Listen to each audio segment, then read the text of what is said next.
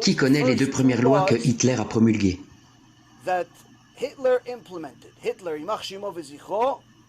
Les deux premières lois que Hitler a promulguées qui, non seulement l'ont jamais mis dans une catégorie à part de toutes les autres personnalités historiques, mais qui ont également créé le plus grand miracle financier de toute l'histoire. Qui connaît ces deux premières lois? Avant les lois de Nuremberg, avant ça, des années avant, quand Hitler a pris le pouvoir, quelles sont ces deux premières lois? Ok, je vais vous le dire. Premièrement, plus de pornographie, plus d'homosexualité, plus de ces cochonneries, interdites. Berlin, dans les années 20 et 30, était le Sodome et Gomorrhe de l'époque, de Las Vegas de l'époque, le Sodome et Gomorrhe de l'époque, l'homosexualité, la pornographie, la bestialité, toutes ces cochonneries du monde. Berlin en était la capitale. Il a interdit tout ça. Il a fermé tous les bars, les clubs gays, toute la production. Tout ça était aux mains des Juifs, malheureusement. Deuxièmement, quelle est la seconde loi? Interdiction de prélever des intérêts. Plus de prêts à intérêt. Vous allez me dire, pourquoi? Pourquoi plus d'intérêt? Parce que tous ceux qui avaient de l'argent à prêter étaient juifs. Il n'aimait pas ça. Il a dit plus d'intérêt. Pourquoi? À cause des taux élevés que les juifs imposaient. Tellement élevés que ça a mené l'économie allemande à la ruine. Ils l'ont détruite, comme ils avaient détruit la Russie quelques années auparavant avec le communisme. Les Juifs ont détruit la Russie, pas les goïms, les Juifs. Le communisme, c'était les Juifs. Ne vous laissez pas berner. Étudiez l'histoire. Karl Marx et tous les autres damnés, ils étaient tous juifs. Mauvais, mais juifs néanmoins. Ils ont détruit la Russie et il a écrit dans le chapitre 2 de Mein Kampf, ils ont détruit la Russie, ils veulent maintenant détruire l'Allemagne. C'est pourquoi il faut que je les détruise.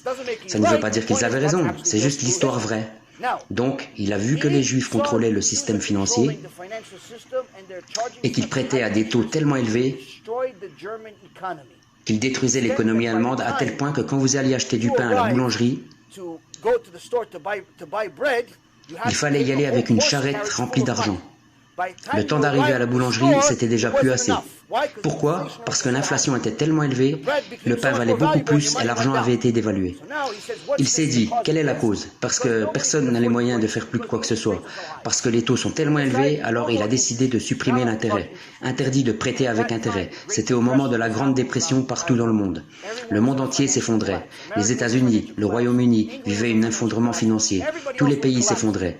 L'Allemagne encore plus que les autres. Mais après avoir promulgué cette loi interdisant l'intérêt, en seulement 6 ans, l'Allemagne est devenue la première, la plus prospère économie au monde. On a appelé ça un miracle financier. Pourquoi?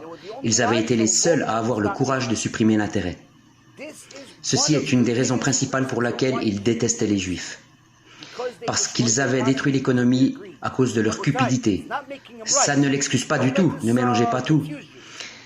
Mais ceci est en train de recommencer. Le business des prêts en espèces aujourd'hui est en train de détruire l'économie américaine. Pourquoi? Parce que tous ceux qui sont en défaut de paiement, tous ceux qui se sont fait voler, vous savez qui ils sont? Les petites entreprises. Les petites entreprises sont le fondement de l'économie, pas les grandes. Coca-Cola, Apple, Google, Amazon, tous ces grands groupes font marcher les affaires, mais c'est pas ça l'économie. Le fondement de l'économie, ce qui fait prospérer, c'est quand les petites entreprises se créent et prospèrent. Parce que c'est elles qui emploient le plus de personnes. Si les petites entreprises se portent bien, alors l'économie prospère.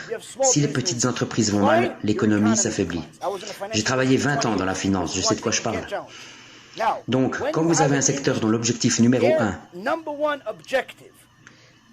directement ou indirectement, est de détruire les petites entreprises, vous savez quoi? Ça recommence.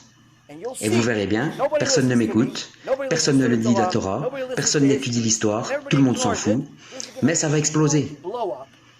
Et vous verrez que Édom, la Torah prédit le retour d'Édom. Le nouvel Édom, c'est l'Amérique. Édom, c'est l'Amérique. Pourquoi? L'Amérique, c'est Édom, je vous le dis. Vous verrez bien ce qui va arriver. Et vous verrez, tout d'un coup, que les 6 millions de Juifs vivant en Amérique, dans le confort, pour certains dans le gouvernement, dans la politique, d'autres à la tête de grandes entreprises et ainsi de suite. Vous savez quoi? La même chose s'est passée en Allemagne. Nous étions dans la politique, dans les affaires, nous réussissions, nous étions puissants. En Allemagne, c'était pareil.